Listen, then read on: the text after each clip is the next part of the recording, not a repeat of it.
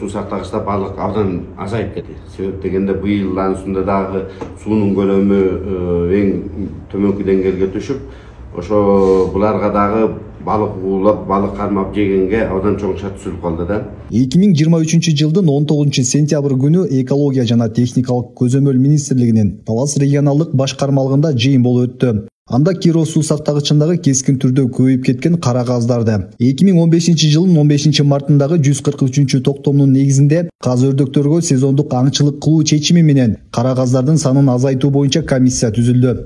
Bizde жыйын болду, комиссия түзүп, буга дейин биз өзүбүздүн министрликке жана Илимдер академиясынын биология институтуна жөнөткөн катыбызга жооп алганбыз.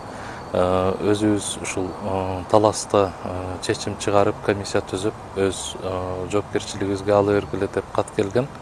Бул жерде бизде Киров суу сактагычындагы бакландар боюнча комиссия түзүлдү.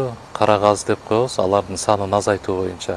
Бул кара газдын зыян алып келгендиги биздин Киров суу сактагычында суу кескин түрдө азайып кеткендиктен булар жамааты менен биз жайында санаганда 2,5 миң болгондуктан күнүнө булар 3 тоннадан 7 тоннага чейин балыктарды жеп кояткандыктан комиссия түзүп буга алдын ала чара көрүп биз дагы санын азайтууга аңоолоо эрежелерине киргизе атабыз. Белгилей кетсек, кара газдар байыралган аймактардагы бак дарактарды кууратып, жаратылышка чоң зыян алып келүүдө. Бүгүнкү күндө Киров суу сактагычындагы балыктардын кескин түрдө азайышына себеп болууда.